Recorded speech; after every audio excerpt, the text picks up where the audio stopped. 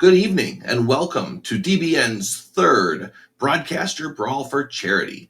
I am Kevin O'Kelly. I will be taking you through some interviews with our players tonight. I am lucky enough to have hosted the initial Broadcaster Brawl. Sadly, not lucky enough to have won the second Broadcaster Brawl, but it was a great experience, and these events are some of the most fun we have here at the Diplomacy Broadcast Network. Tonight, you will be seeing interviews with Andrew Goff, Brandon Austin, Jamal Bakarli, Karthik Konath, Katie Gray, Siobhan Nolan, and Zoe Cameron. You will also find out the seed order that you voted for in order for these players to take part in the game today. Each of those players are playing for a great charity for which the descriptions and link for the GoFundMe is in the description below. So grab a bag of popcorn, sit back and relax, and enjoy the show. All right, I'm here with Jamal Bakarli, our number 7 seed for Broadcaster Brawl 3. Welcome, Jamal. Number 7. I didn't even know I was number 7. I'm glad I'm in my proper place, which is at the bottom. Yeah, how do you feel about that? I guess somewhat positive, but what do you make of that? What do you make of that seeding? Does the community, do they just not like you that much, or do they feel that you're the top threat that needs a bit of a handicap? I mean, look, I'm going to read it as the community loves me and knows that's where I want to be anyway. So, I think the community has done my job for me, actually, and put me precisely where I want to be, which is in last, and no one needs to worry about me. Yeah, makes some sense. But given, this Paris method, it will not be as serious as many top boards are, yet we are still doing Paris. Do you still think you'll be trapped playing Austria or Turkey, or do you expect someone to cause some shenanigans that might give you something else? I don't know. I think shenanigans are definitely possible. I can't see France going first, for example. But who knows? I think I also think I'm not necessarily going to pick 7th. I mean, there's a world in which someone else drops down below me because they want to have that kind of fun. But look, either way, I embrace all of it, and I'm just looking forward to the game. Yeah, well, I'm glad to hear that from you, that you're not afraid in the face of. There is a bit of a turf war going on here between the Australians in this game, right? Because there are 4 Australians. You're from Canberra, right? You run the Canberra hobby in large part. But Goffy and Zoe, they're both from Melbourne. They're sort of like the Bloods to your Crips. So is that going to color your perception of them within the game compared to the Americans and such? I mean, look, the thing with Australians is that we're like siblings. It's like us in New Zealand, right? We're like siblings, and you can fight over who's the big brother or the big sister and the small brother or the small sister. But when it comes to facing up to anybody who's outside of the family, then we're all one team. That is, at least until Brandon stabs you for something. Mm-hmm. I asked Zoe, so I have to ask you as well. Is Cartho a real part of the family to you? Cartho is like the cousin who's absolutely invited to all the events. Technically on blood relation, not there, but you still bring the cousin to everything. Okay, fair. That's fair. Now let's talk about what makes this event really special, and that's the charity angle. I understand that you're representing an organization called Wire as your charity, and I'd love to know what that charity does, and if you have a personal connection to it, what would that be? For sure. I mean, so Wire is a charity that it kind of works at the intersection of gender and economic justice. So it's from Melbourne, Australia. They do a lot of really amazing work with essentially economic issues that particularly affect women and particularly affect marginalized women of various kinds. So older women, newly arrived migrants to Australia, and that kind of thing. They have an amazing program of work that just looks to really maximize the impact they can have whilst empowering their local communities. So, for example, they've got this great program where they take newly arrived communities, they find women leaders in those communities, train them up in financial literacy so that then they can go back to their communities and provide that information and support in language in ways that are communicable to those communities and really help upskill them, but also providing employment and economic opportunities for those women they're training. And it's one of those charities that really flies under the radar a lot. It just doesn't have any big government contracts. It doesn't, you don't get the big charity drives asking for it because it's, traditionally quite small. It started off as a phone line service where women could call in to get support and triage for any number of different issues. And so it's really well respected in the community, but it just doesn't have the profile that a lot of other big charities have. So yeah, look, I think it's amazing. I think it does really, really wonderful work. I'm really happy to support it. On a personal connection, I mean, obviously, I know a lot about this charity through essentially, some would say conflict of interest, some would say just a great opportunity where my mother happens to be the CEO of this charity. This is a job she took on a little while ago. But it's the kind of place that we knew about certainly growing up where I was from for a very long time. My mother volunteered there back in the late 90s and whatever else. And so, it's a real organization that I think has a huge reach and is very outsized for what it can do in terms of the money it spends. Wow. Yeah. So that sounds like the kind of organization that would really benefit from the double share of money from this pool that you'd get from topping the board. Question. This isn't in the rules, but if you could get a double share of the prize pool for topping the board, but a triple share of the pool for soloing, would you take the solo if you were in a position to do so? Oh, this is a good question. This comes against my do I take solos or not? Exactly. Mm-hmm. Look, yeah. I think maybe in this one case, well, look, it's hard. So actually, I'm going to say no, because the reason I'm going to say no is because I think all the charities that we're playing for are worthwhile. Like I don't think there's a charity on the list that doesn't deserve the money. So I wouldn't actually want to take money away from the other charities. I'm very happy to play and increase the odds of Wire being able to do some of their great work. But at the end of the day, I'm not after trying to take money off the other charities. They're also doing great stuff. Okay, fair enough. I was going to clickbait that and say, oh, Jamal doesn't care about getting the most money for his charity, but that's a pretty solid take. So we'll end on that. Thank you, Jamal. That's a great cause to be championing, and good luck in the game. Thanks so much, Patrick. All right, I'm here with three-time world champion Andrew Goff. It never gets old saying that, does it? I thought it was 3. It's only 2? No, it's 3, but it will get old saying it, I hope. I hope one day we get a 4th, and then everyone will be wrong historically. Look, you're very charitable to come on DBN, especially with me, for the Broadcaster Brawl 3. But let's not forget, let's not lose sight of why you're doing this. You've done everything in the game, but now you're playing for charity.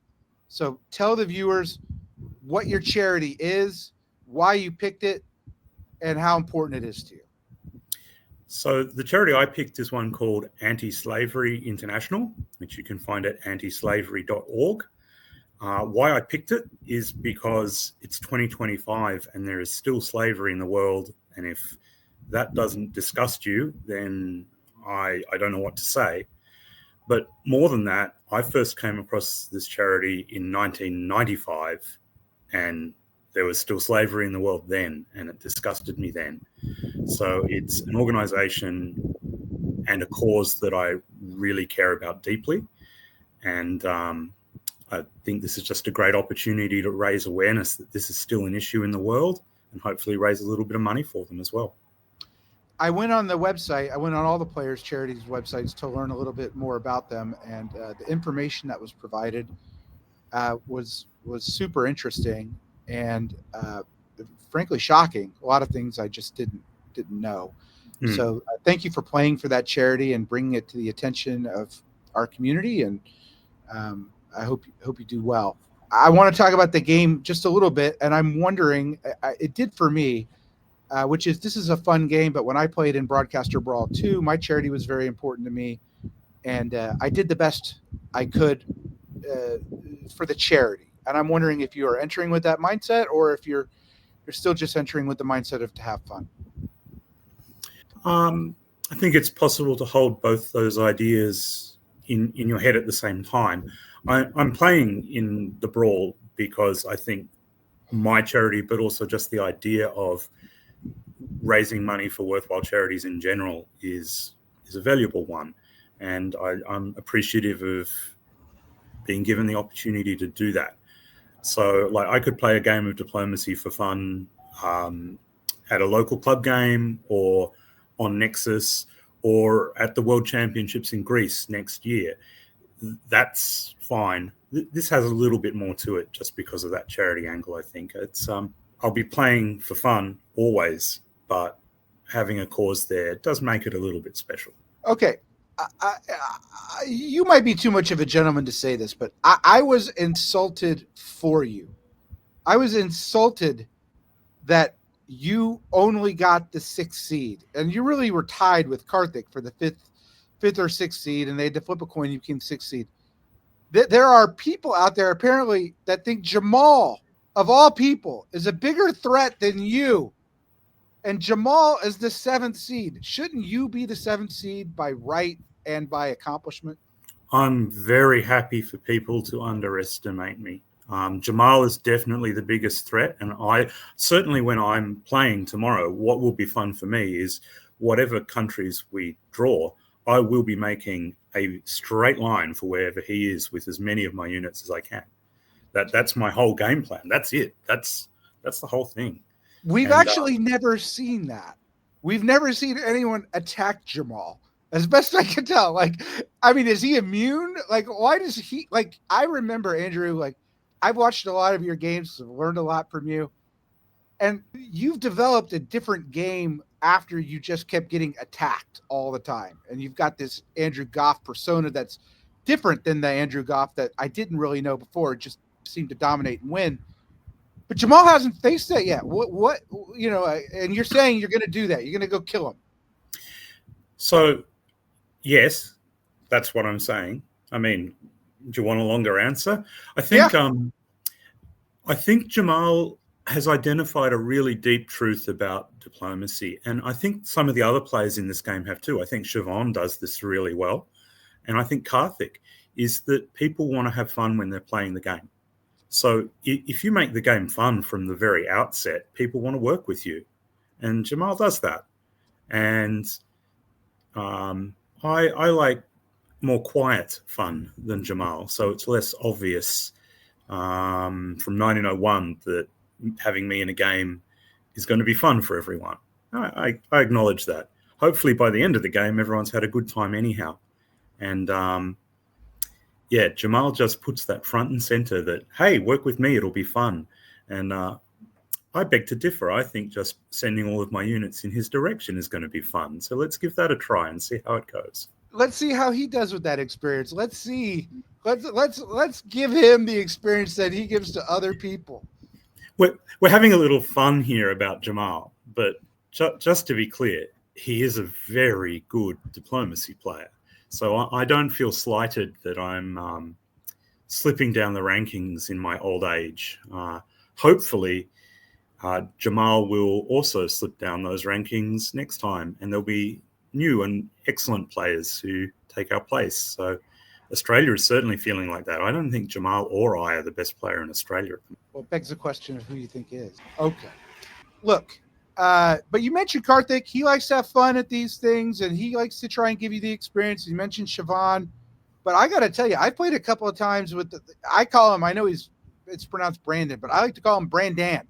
That guy likes to have fun. And I'm a little worried for you if you're going to have all these players that are looking for the fun experience, and maybe, you know, how are you going to handle that if you're on your end? I mean, like, what are you going to tell a Karthik or a Brandan, or what are you going to do to get him on side? Brandon is a delight to work with. He certainly makes games interesting. We've had a few run-ins in tournaments where we've worked together, and maybe he might have stabbed me. I don't know. Is that a thing that has happened, Brandon? I think it might be. But he plays the board. He's a very fair player. So I expect him to play fairly. And I also know that he and Jamal play lots of diplomacy together. They're both sort of from the Mandarins in Canberra. So I've heard before the start of this that there might be there's lots of Australians in this, so it might be Australia versus the rest of the world. I don't think so. I think all the Australians are going to go and try and get some action, get some points against their compatriots. So I want you to teach me and teach the viewers something, because we've played a few times, but I like to be the likable player. I also like to be the player that people want to have fun with and play. Likability is, depending on the day, what I try and shoot for. But I don't think you shoot for likability. I think you shoot for competence, experience. I've been there. We're going to go through it. And I'm wondering, how do you deal with likable players? Like, for example, how many times we've seen Katie Gray do well because she gets a great ally and they just run together for a long period of time, and you're on the other side of the board and all of a sudden you're overwhelmed. So how do you deal with balancing the board, likability, alliances, and do it all in about 20 seconds? I angle for a different thing. I angle for reliability and trustworthy, so that when you're friendly fun time, snog, merry, avoid. You go and kiss Jamal all you want. He's fine. But when you're here for something serious, all right, I'm around. I'm not going to be the one who starts a fight. I'm going to be the one who finishes the fight.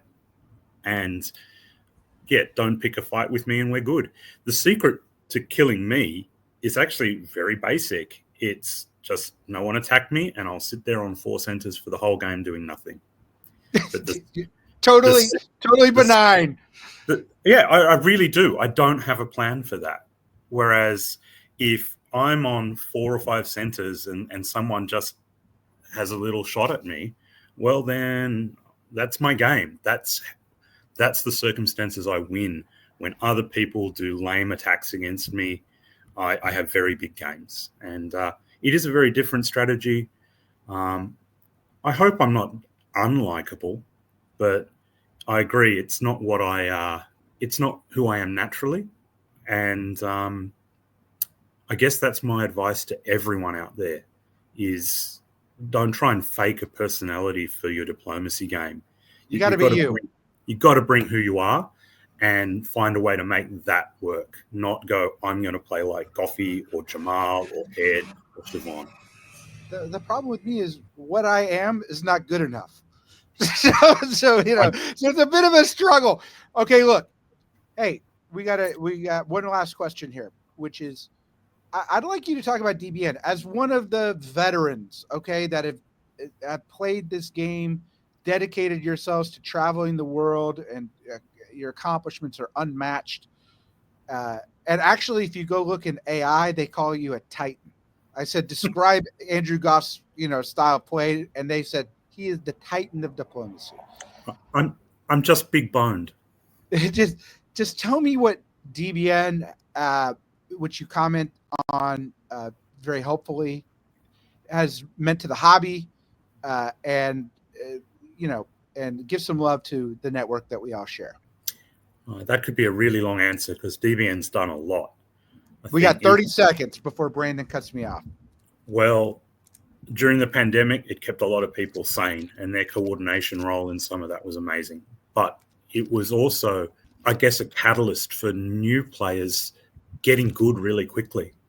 And I find joy in that. People who get engagement become community-oriented because of DBN.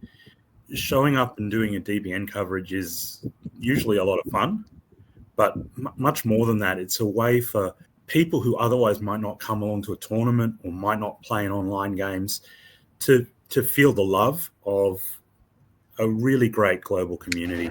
So DBN links all of that, and that's a pretty important role that they've filled. Yeah, I've got all the time in the world for DBN. I think they're doing great work. Andrew, thank you for the interview. Best of luck to you in the game, and best of luck to your charity. And hopefully we'll see you in the winner's circle at the end. Hopefully you won't see Jamal there. All right. Goodbye. Bye. Yeah.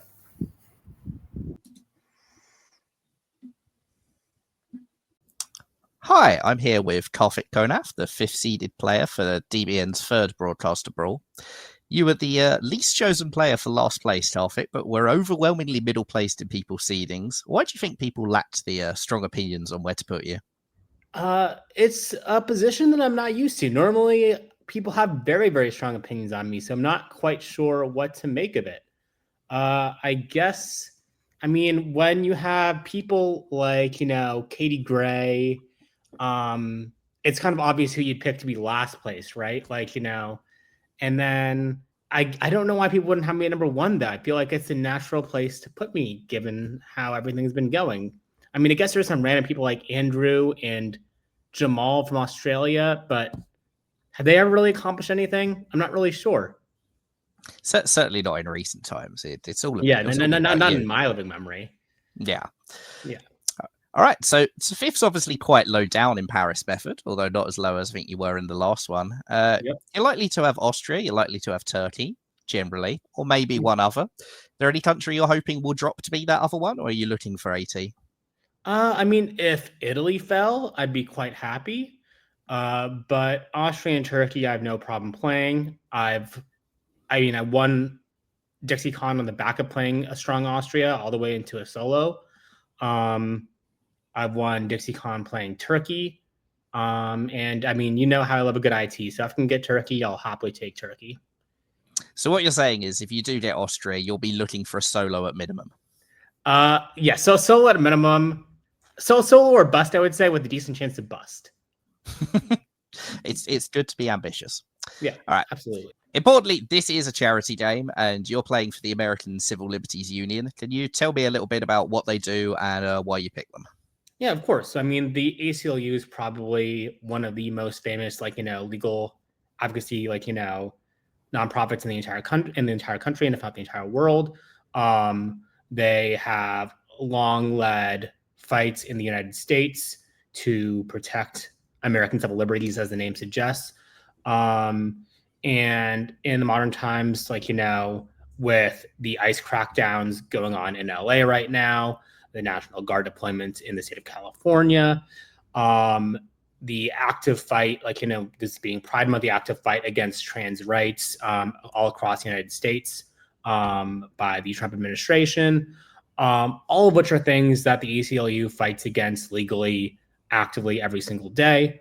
In order to fight and defend democracy, the ACLU, I think, is an important partner in that process, and I think has generally effectively used funds in the past to stop the worst excesses of the Trump administration. So hopefully they can continue to do so going forward. Yeah, obviously as an outsider, I'm not that up to speed with what's going on in America all the time, but it definitely looks like there's not great. Yeah, you don't need to pay that much attention to know it's not great. Yeah, well, it sounds like they're a really good charity, and best of luck for them and for you. Thank you.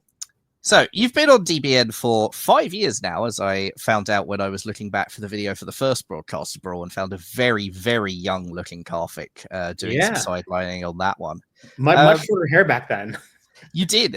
You actually look about 10 years younger. It's incredible what longer hair and facial hair does. Yeah, I mean, I'm probably going to shave off my facial hair later today. So I'll probably be 5 years younger just by doing that.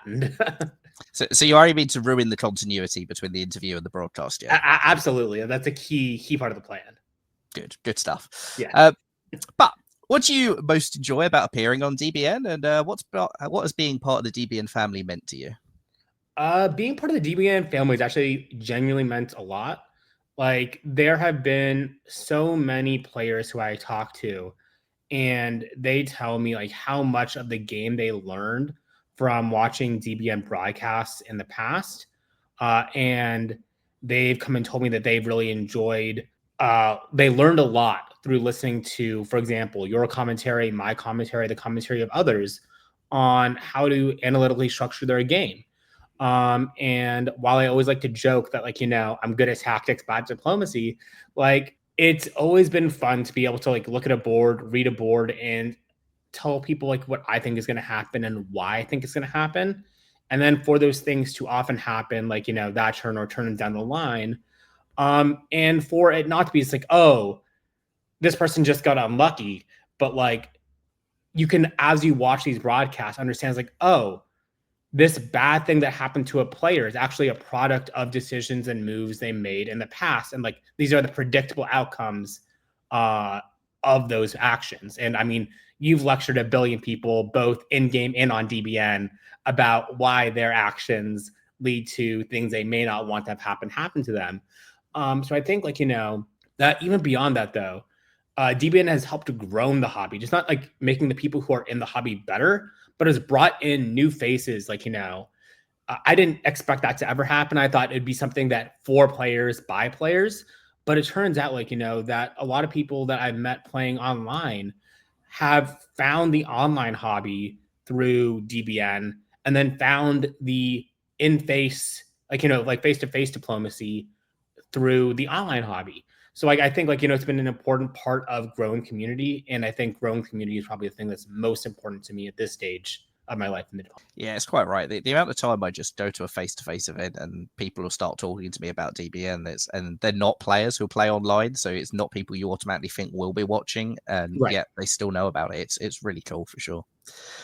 All right. So you took a little bit of a break a couple years ago and then came back last year and had a lot more success again. How did that break help you improve as a player?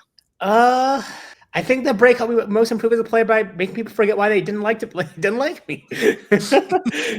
No, like I think the break was actually good in terms of breaking up like the meme, like, got to take out Karthik, like, first every board, which did become a thing sort of towards the end of 2022 and the start of 2023.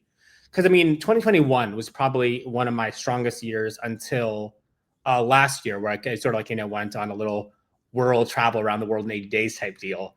But 2022 and 2023 were comparatively not so great. So I think just being able to reset, take a break, and also like, refine my love for the game helped a lot. Because I think like, part of the reason why I did so poorly was that I was going through the motions quite a bit during some of my negotiations. I would come and talk to people why I think like, this is strategically good. I'd ask them like, what they wanted strategically to do and make plans like, yada, yada, yada. But I didn't have like, that personable element that I think I did in 2021, which is like really useful for like, getting people to like me and getting people to want to work with me. And I think being able to rejuvenate that and get that back was super, super important for the rejuvenation of my game. That makes sense. It's sometimes you need a little bit of a break to sort of, take stock and work out what's not been working and what has been. Right. So obviously you've won DixieCon multiple times, as we all know, every time we've spoken to you. Hey, I'll point out that I bring it up much less than Sabi does and some other people. All right. Top boards. You've not had quite as good a record on top boards. Do you think that break's going to be helping you on those, and that this game could be a breakthrough for you? Yeah, I think I'm one of the few people in the scene that have a worse top board record than you do. I don't know if it's just like, people don't like the erudite, nerdy style of play that we tend to bring. But yeah, like, I mean, I don't know. Like, I mean, my one top board win was at Euro DipCon, where I think I was lucky enough to be playing against people who do sort of play in that sort of play style where it's a very, very get what is yours strategically driven board to the max. I mean, it's like, Cyril Savan, Toby Harris, Jan Clouet. It's not going to be like, necessarily as much of the, off board motivated, like, dynamics that like I tend to like, not do as great under. I mean, there were a couple like, games where I had a pretty decent chance to come out on top, but like, sometimes like, off board dynamics that like exist that you have to navigate. I'm fully going to admit that I'm less good at navigating them than some other people are. That like, those things come back to bite you. So on this board, I think is a little less serious. I doubt that will be the reason why I lose. Here, I think like, it's just going to be a goofy, fun board, and leaning into that goofiness is something I'm going to try and do well. And I think that's my path to victory. Nice. So little opportunity for some trash talk. Who do you think you're going to be able to take advantage of on your way to winning this top board? Yeah, so let me go down in order and list them. I think we'll be able to take advantage of Zoe, Katie, Siobhan, Brandon, Andrew, and Jamal, roughly in that order. Excellent. So just starting out with the top seeds, you just think that you can crush all of them. Yeah, exactly. I don't think any of these people know how to play the game. Like, who the hell is Andrew? Like, I've never even heard of Andrew. Like, has anyone heard of Andrew? I don't know. I've never played a game with him, so yeah. Beyond my knowledge, I don't know any Andrews. I've never even heard of Andrew playing diplomacy. All right. Well, definitely gone a little longer than Brandon would have wanted, but hey, this is what happens. I ramble a lot. It's probably my fault too. Yeah. best of luck, and yeah, hope you enjoyed the game. Perfect. Thanks.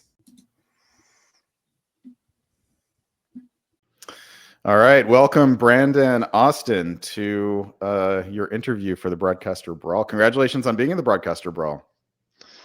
Nah, thank you. Yeah, I'm looking forward to it. I think it'll be a really exciting event, and yeah, there's a lot of big names here, so I'm not really sure why I'm here as well. But I'm looking forward. I'm looking forward to the game. Yeah, you're fairly new to DBN, right? You just started broadcasting within the past like 6 months or so. Is that correct? Yeah, fairly new to DBN, and you know, I didn't even know what diplomacy was this time last year, basically. So, oh wow, yeah, it's just new to it all, but happy to dive in and get straight into it. So you're part of like this new wave of Australian players who have jumped on the scene like a tidal wave the last year? Is that? Yeah. So there was a definite boom of players in Canberra, which was thanks to Jamal and Shane. And yeah, I was part of that initial boom, and there's been a little bit of a second wave of that this year as well, which has been really good. So yeah. All right, well let's talk about the game actually while we're on the subject. So you are coming in as the number 4 seed in this popularity contest or whatever. People gave lots of different rationales. So Zoe, Siobhan, and Katie finished ahead of you, but you finished ahead of Karthik, Andrew, and Jamal. How do you feel about placing dead center in that contest? Perfectly average. That's where I think that's where I belong. You know, people don't think too much or too little. Like you know, we've got a lot of people like Zoe, Katie, and Siobhan. They're all people favorites, so it makes sense that they're a little bit higher up on the order. And Karthik, Andrew, Jamal, like they're all solid players, and I guess everyone just wanted them to have slightly less of a choice in what they're doing. And yeah, like if I'm in the middle because people weren't thinking too much of where to put me, then I'm happy to be there. All right, so you're not taking it personally that people appear to have liked Katie, Siobhan, and Zoe more than you. Nah, that's fine. It's totally okay. And by totally okay, you mean that you're going to take your revenge in the game, is that right? Yeah, something like that. You know, I can be pretty aggressive sometimes on the board, so we'll see how it goes. Do you have a plan for this game? Not come 7th. All right, so you just don't want to get eliminated first. Yeah. If I'm not eliminated first, then I think that's the most I can expect to achieve on this board. Like looking at everyone's names, like they're all legends in the hobby. So if I'm not eliminated first, I think I've done really well. All right, so you're aiming low. Yeah. Do you have any like thoughts about how to accomplish this very meager goal that you've set for yourself? Yeah, well, like I haven't actually had a game with Siobhan or Karthik before, so that'll be interesting. Gothy and I have had a couple of games together in recent history. We were both on the Hung Parliament Handicap top board, which I just managed to scrape ahead of him on. But I had my brilliant alliance partner Darcy Morris for that game and for that win. So I don't have him on this board with me, unfortunately. So hopefully I can find a friend and stick with them for the game. That's how I like to play. You haven't identified any particular person on the board that might be a better candidate for a friend than another? Not particularly. Like I think everyone there is like, I think they're all good people to work with, and they all have different styles of the way that you would work with them. So the relationship will be a little bit different with each person, and like me being able to pick my country fourth will at least give me a little bit of a choice as to what that play style is going to be with which country I'm playing as well. So yeah. You're not going to give us the gift of anything specific, are you? No, because that would require knowing things, and that is something I'm short on. Are you a play by the seat of your pants kind of diplomacy player? Very much so. I think a lot of the Australian hobby is aware of that. There's been a few incidents where I was unaware of some rules, and long after I really should have known how to play. So this has been a really fun game that I've loved just diving into, but it's very much just learning through experience, and this is definitely going to be a learning experience. So, but I'm feeling good. I think there are a couple of people on the board that I'll be able to be friends with. I've had a few good alliances with, Zoe and Jamal, and I haven't had many games, if any, with some of the other players, but I'm hoping maybe I can pull on some of those strings and and still have a really good game. I mean, one of the things we'll be looking at is whether the Australians end up sticking together or whether there's some, cross-Pacific cooperation going on. Yeah, that's it. Well, we've got Karthik, who is an honorary Australian, due to the party house that we had at WDC in San Francisco. So, we've got 4, maybe 5 on the board. If one of us doesn't win, I think that'll suck, but we're gonna do our best. All right, let's talk about Carinya House, which is the charity that you are playing for. What can you tell us about Carinya House? Yeah, so Carinya House is a local Canberra non-for-profit that has been operating for 28 years. Canberra is the city in Australia where I live. They're currently supporting about 40 women, including their babies and infants. And they provide holistic wraparound support for like early childhood care for these women. A lot of these women move in to these support homes while they are pregnant because they don't have anywhere safe to live or just anywhere else to go.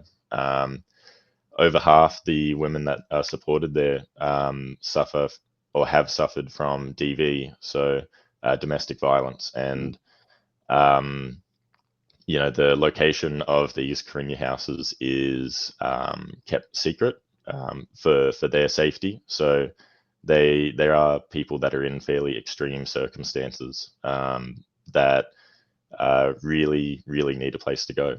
And the way that I heard about this non-for-profit or this charity is because they are fairly small. They're only located in Canberra. They have been operating for a while, but through my work, a couple of clients had actually helped supply, food and clothing for them. But the main way I was introduced to it was someone I was close to a couple of years ago started working for them, and through them, I was able to hear their experiences as a staff member, and just some of the circumstances that these women have to go through, and hearing about how the local team here has worked really hard just to try and provide this space for these mothers and their young kids. It's just something that I think deserves a little bit more attention.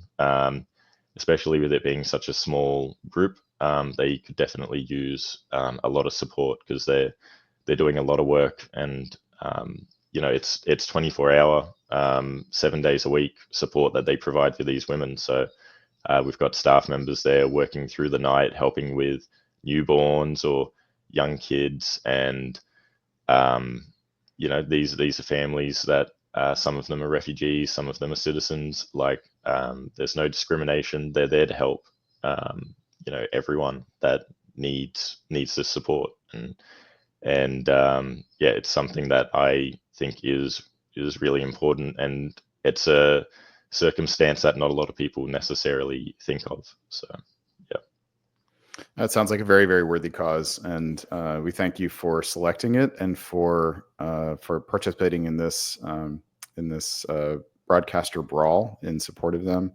At present, we have raised over $4,000, and we have some matching contributions coming in as well. That's definitely going to take us over our previous high.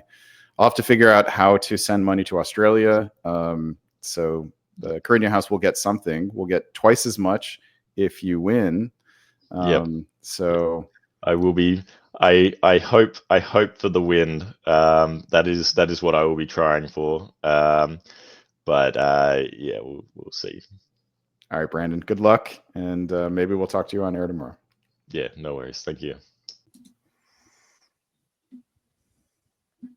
All right, we're here with Siobhan Nolan playing in Broadcaster Brawl 3. Her second Broadcaster Brawl. How are you doing tonight, Siobhan? I'm doing excellent. Ed, how are you? I'm good. All right, I'm going to get into some harsh history, but before we do, let's not lose sight of what makes the Broadcaster Brawl unique and different, which is that you're playing for a charity. And I loved your charity. Tell us about it and why you chose it and how important it is to you. So, what I'll start with before I talk about my charity is that when other players started announcing their charities, they were such amazing causes, such wonderful things that I was like, how can I live up to this? And then I just late at night, one night, I had this flash. My friend who works for a nonprofit called Home Base came to my mind. And I texted her. I was like, hey, are you cool if I just flash this out? And so Home Base is a Bay Area, California nonprofit that has been very affected by the current the American administration's cuts to funding. And what they do is they work to help communities establish programs and solutions to aid people to get out of homelessness and establish security and do everything they need to do, because they believe that public safety requires that everyone has access to safe, stable housing. And everything they do is so amazing. And I know that they've felt the hit in the recent days in the cuts from everything that's been going on.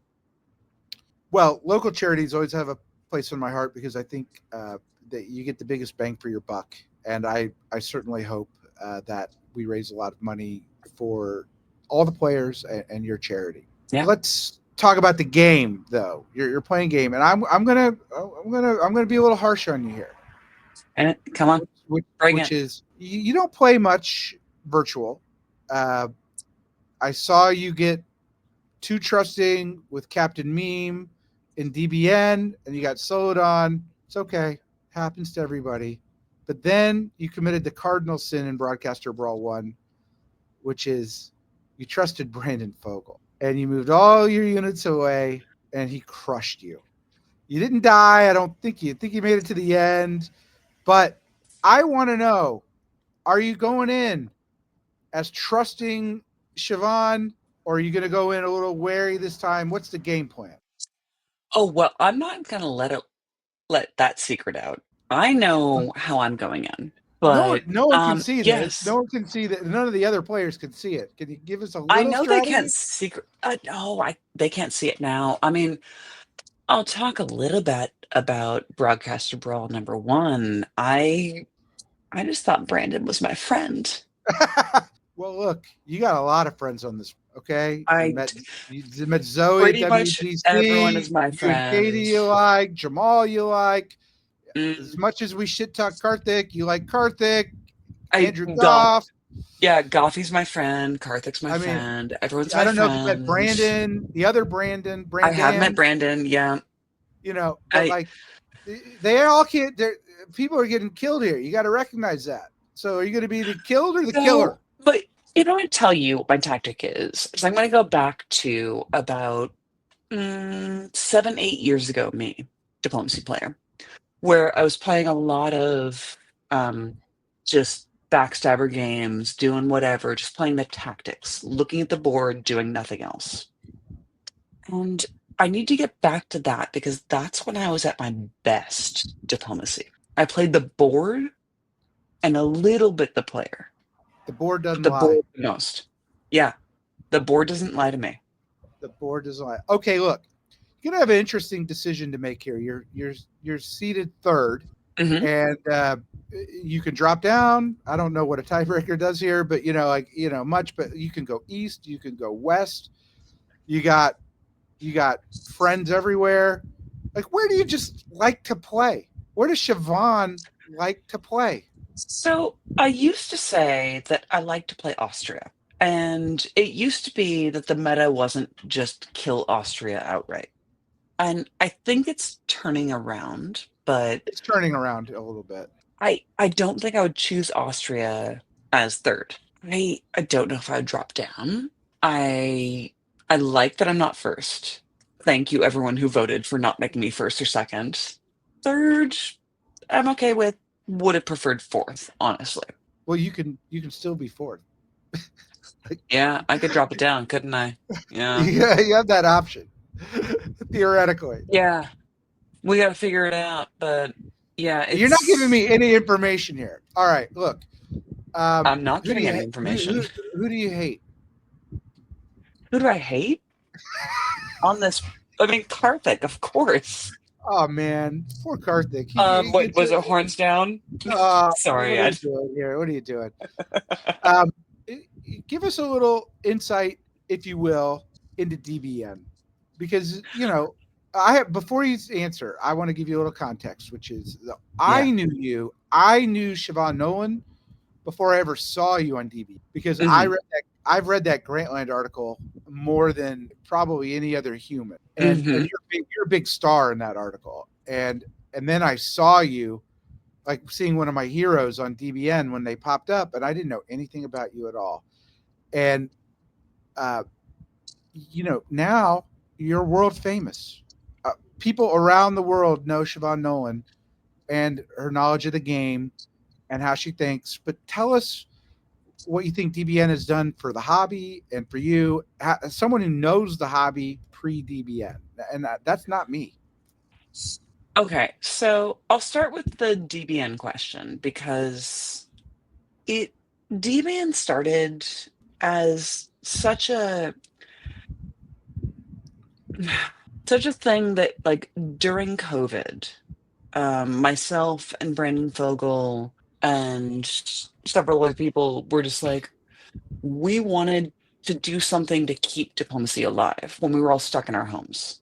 And it started so simple. And I remember here in California, the Bay Area, being the first diplomacy tournament having to cancel due to COVID shutdowns and everything. And it was heartbreaking. And then David Hood at Dixie was the first one to run a virtual tournament that we covered. And we didn't know how to cover it. And we figured it out along the way. And what grew into DBN has been the most amazing source for people to nerd out about the game diplomacy. And people reach out all the time. They're like, hey, I've seen you on DBN. Hey, I love what you've done. It's amazing. And I look back on the original videos. Brandon and I actually had a tournament last year, watched one of our first videos, and we're like, that was rough, but we got better. I will say just a thank you, because analyzing my games, when I hear other people explain what could have been better just on the board, maybe not knowing the diplomacy, it's super helpful. But I also think it's helpful when you, and of course all our great analysts, talk about the game, because what it does is it really raises the IQ level of people playing a game that is deceptively complex, and increases the level of play. And I think you see so many players think about it. Of course, that's a danger too with the meta, but I appreciate you for being a stalwart, for giving us our catchphrase, for always being there. And I appreciate you're doing now. I think you're the first player to do 2 broadcaster brawls. I hope you do really well. Thank you so much for your time, and best of luck to you. Thank you, Ed. This is my comeback brawl, as I'm hoping it will be. Amen, sister. Hi, I'm here with Katie Gray, the second seeded player for DBN's third broadcaster brawl. How do you feel about getting such a high seed? Part of me is very flattered because I appreciate people voting for me. And part of me looks at that list and sees 2 world champions on the bottom. And I'm like, okay, well, people are giving us a boost. The non-world champions are getting a boost. So I don't know if I should be grateful and proud, or a little bit offended. So what you're saying is you think that you should be rated more highly than those two world champions? Well, if the rating is for you need a boost in this game, then probably so. Yeah, because they are demonstrably better than I am, clearly. Now, I think they're old and washed up. I think you're the future here, right? All right. So going into Paris method, obviously you're second. You've got quite a lot of options. What are you thinking? What are your plans? I really don't have a set plan at the moment. What I'm probably going to do is just decide on a country I want to play and pick, first, which means Zoe can pick before me or not, and then try to get that country. There is a part of me that really just wants to be chaotic, because this is a game for fun, for charity.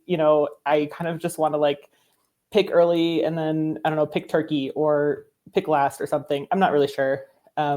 What's probably going to happen is I'm going to pick as high as I can, and I'm going to pick Russia. I would bet that's a 95% chance of what's going to happen, but maybe I'll do something more interesting. I don't know. That would be what I was expecting, but yeah, I think it's what probably everybody would expect, but we'll see. All right. Well, this is, as you mentioned, a charity game, and you're playing for Safe House. Can you tell me about what they do and why you picked them? Yeah, so Safe stands for Shelter and Family Empowerment, and Safe House is an organization that provides resources to survivors of intimate partner violence. Their primary offering is an emergency housing shelter, but their goal is to help people get on track for a more stable future. So while people are staying at the shelter, they're provided with food and toiletries, that kind of thing. They have children's resources because they're welcoming the survivors and their children. But they also offer things like legal services. So if you need immigration counseling or, restraining orders, custody issues, that kind of thing. But the whole time they're helping people find permanent housing that's affordable, which sometimes comes with helping people find jobs, helping people find just somewhere safe to be. And it's all confidential, obviously, right? So the goal is to just help people remove themselves from a situation and provide them with the resources to do that. Because, I think for a lot of people in that situation, it's unfathomable to get out, and it could be extremely difficult to find those resources and to do anything like that on your own. And so I just think it's really important that communities have this kind of resource opportunity for people to try to do a long-term, sort of hopefully permanent, safer, more empowered, more sustainable and stable situation. And I don't know. I just think it's an issue that I think is extremely important. And this organization does a lot of really good work, and it directly impacts people's lives and changes lives and honestly saves lives. And I just think it's really important. Yeah, that sounds like a really critical thing for there to be, and support systems are so vital in those kind of situations. So exactly. Yeah. Sounds like a really good charity. Yeah. Right. You've been on DBN for, I think, over 2 years now. So what do you enjoy most about appearing on DBN, and what has being part of DBN meant to you? I was going to say I like attention, but I don't know how true that is. I do like being on DBN a lot. I think it's really fun. I love when I love when I'm commenting and then there's people in the chat responding to you, and there's sort of this back and forth and this sort of community around it. I think that's really fun, especially when you get players who were in the game who can provide some insight, but also when there's just people hanging out, watching, and sort of also commentating, and you get to make fun of Karthik together. Everyone likes that. That's super fun. I just think it's really cool. And, I've met people at face-to-face tournaments that have started playing diplomacy because of DBN. And I think that's awesome. I am really, really passionate about trying to grow the hobby when I have time to work on that. I think it's really I would love for there to be more people playing this game, and I love that DBN helps with that. I will say there was one game that I was commenting or one stream that I was on, and there was a comment below from someone that just said something like, it's great to see like a female commentator. And that was awesome. And it's not just me. There's obviously Siobhan and Zoe, and then, you know, there's actually a decent amount of diversity, I think, on DBN. But I think that that's like something that's really important. And I love that we provide that to people. You get different perspectives. You get all different kinds of play styles. I don't know. I think it's just like a really friendly environment too. I mean, like we all do like to make fun of Karthik, but he takes it really well. So it's just a lot of fun. All right, great. So your track record in the past year has been pretty relentless. I think a bad tournament for you nowadays is like 5th place, which most people can't really imagine being that consistent. So how did you get so consistently great? I spent too much time obsessing over diplomacy for a long time. I am the kind of person who like will get into something and spend all my free time like reading about it, and just especially when I was in grad school and it was easier for me to slack off from work. Like I read so many strategy articles. I played a lot of games. I used to play Gunboat even, which can't imagine. I think it's just like a lot of, relentless, not necessarily the results, but like continuing to play through stuff. I mean, I've obviously had bad games and I've had bad tournaments. And I think about a year ago, a little more than a year ago, I finally like hit my stride in face-to-face and kind of figured out how to take my experience I've been playing online into face-to-face. But I don't know, I still get really nervous. I'm still really indecisive. I still stress a lot about the game, but I guess it's just persistence and not to be like that person, but like I think I'm just on a lucky streak and it's going to end. It's for sure going to end unless I just stop playing. So I'm going to just try to ride it out while I can. But you're definitely better than the 2 world champions, right? Yeah, sure. We'll see. Good. We'll That's see. the soundbite we want. Yeah. All right. So, yeah, sure. Opportunity for some trash talk. Who are you looking to take advantage of on your way to winning this this game today? Can I name drop Karthik again for the 3rd time in this interview? Of course. No, low hanging fruit. I'm really not looking to take advantage of anybody. You know, that's not how I would describe how I play with people, McCullough. Maybe that's how you would describe it. I am really looking for, I'm going to change your question because I don't want to answer it that way. I'm really looking forward to playing with a few people. I've only played with Goffy one game and we were on opposite sides of the board. And I just hear, like, you just hear so many good things about him. Obviously, you know, he's just fantastic. So I'm really hoping I can play with him some. I don't know. I just think it's going to be really fun. It's going to be good vibes. I'll try to answer your question. I'm going to try to take advantage of, it's going to be, I think, country-based. I don't think anybody on this board is necessarily going to stand out as like, we have to kill this person, because for all my joking about the 2 world champions, like it's a talented group. It's a likable group. You know, people will want to work with each other, I think. So I'll just try to do what strategically makes sense, which I'll probably get it wrong. We'll see. All right. Well, thank you very much, and best of luck to you in the game. Thanks.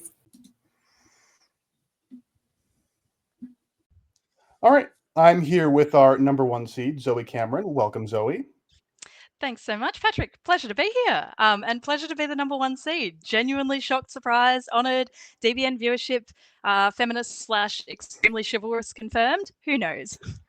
Yeah, let's talk about that for a moment, because, you know, our voters for these seeds, we don't make them vote a certain way. They vote for all sorts of crazy different reasons. So what do you take this as a sign of, really? Do the people just love you that much? Or is this a warning that you will get torn apart by these other players if you don't play France? I mean, I kind of wish that it was the former, but I know it's probably the latter.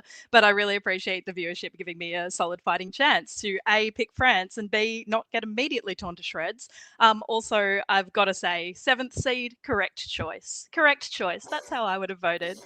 Yeah, I put you as #1 seed and Jamal as 7th because I knew Jamal would just drop down anyway. So let's just skip the middle steps, right? He is want to do that. He does love to humbly take the 7th in the Paris method. Yeah, it's true. All right, but let's talk about Paris method for a moment, because of course France being number one, that's the stereotype, right? But this is not a 100% serious game, only like a 99.9% serious game, right? So are you actually going to go for France, you think, or are you going to do something more Australian, which is to say anything but what we expect? Spoilers, spoilers, spoilers. It would be hilarious if I picked Turkey first. But I don't have that much of a death wish, Patrick, I will say. Look, I mean, I will not give too many spoilers. I will say for me, if I am picking first, which is still a slightly open question, I know that there are merits to not picking absolutely first. If I do, it will be between France and one other country. Also probably still relevant if I'm picking high. I don't think the other countries particularly favoured among this board. I'm not giving any spoilers other than that, other than I think that for people who don't know me very well, they'll be quite surprised. And for people who do, all the Australians, they'll be like, yep, that's a Zoe choice. Okay. I know you do play pretty good England for sure. Not quite as good as my England, but pretty close in the ballpark. Shots fired. I've played some pretty that, bad Englands too. I've played some pretty bad Englands. Beyond that, this broadcaster brawl is quite different from the other ones in that there are quite a few other Australians on this board. 4 to be exact. Allegedly 5, but that's unconfirmed. There is sort of that one guy that's in limbo. I believe you've referred to him as Cartho. That is his Australian baptized name. Yes, Patrick, that is true. And that with that being said, I know you have been quite friendly to him, at least off the board. But when it comes down to it, there are 3 other people you'll have on this board that are Australians. Will you really treat Karthik as if he was one of your own on that board? Would you trust him over a Jamal or a Brandon? I mean, I'd trust him over any of those lot for sure. No, I'm kidding. I will treat Cartho with the exact same respect that I'd treat any of the other Australians, which is very little respect, Patrick. Love it. That is absolutely perfect. Borrowing a question from the old streams that I've been seeing, who needs to lose in order for you to win? Oh, that is a great question. I mean, the thing that immediately came to mind, I honestly feel like I can't say because it's too presumptuous. So I'm going to think of another way to put it. I will just say the last board I played with Katie Gray. I survived by the grace of her alone as an expat England on 2 centres in Russia. And it was a painful experience. It was a hurtful experience. How was I to know that she didn't want to do a Western triple? I knew she did some triple. It's just Micah got to her faster. Yeah, so I mean, I feel like there's a little bit of that there. I mean, honestly, Jamal, it could go any which way. I think, agnostic of the seeding, probably it's a truth widely acknowledged that compared to the Titans, the other Titans, Brandon and I are probably at something of a disadvantage. There might be some sort of call as to like who is the more anointed of us. I don't know. But I would say, yeah, at first thought, unfortunately, probably Katie, because I have a lot of time for Katie Gray. Okay. Well, you heard it here first, folks. Zoe thinks that Brandon is absolutely the worst player on this board. And no, I think I'm the worst player on this board. Yeah, you heard it. All right, let's move on to really the thing that makes this event special, and that's the charities. So you've chosen the Asylum Seeker Resource Center as the one you want to represent. And tell me a little bit just about what this charity does and your personal connection to it, if you have one. Yeah, absolutely. So the Asylum Seeker Resource Centre is really well known in Melbourne, where I'm from. And basically, they offer a wide range of direct support for people who have come to Australia seeking asylum. So sort of the precursor stage to being confirmed refugee status. So this can be a really scary time for newly arrived migrants because there's just a lot of uncertainty as to whether you will get access to services, access to medical care. You certainly are not really able to seek legitimate employment at this time. So very economically vulnerable, but also, potentially linguistically vulnerable in systems. So a really key element of what they do is legal support, but they also provide direct services, material assistance. So whether it's groceries, whether it's nappies for little ones, whether it's food bank support. And yeah, I suppose in terms of a personal connection, So I grew up in the western suburbs of Melbourne, which are pretty diverse, and I feel like I gained so much from that childhood. In particular, I went to primary school, elementary school for the for the US based. I went to primary school in an area with a really significant various diasporas, but migrant population, a significant cohort of whom were refugees. And that has really shaped my interest in this for honestly, since like age 6. And my parents were also very invested. I had good friends who had experienced really difficult situations.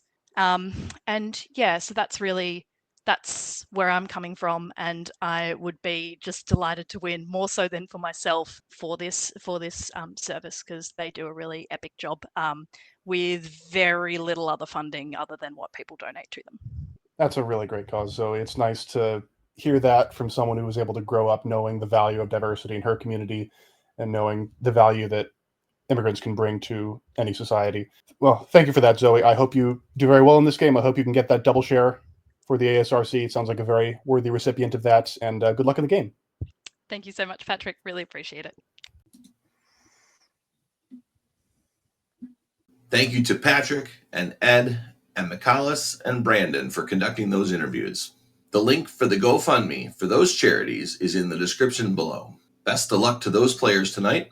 If you are watching us live, the game will be starting in about 5 minutes. A link to the game on YouTube is below. If you are watching a replay of this, a link to the game will follow in the end credits. Again, thanks for joining us tonight, and enjoy the Broadcaster Brawl.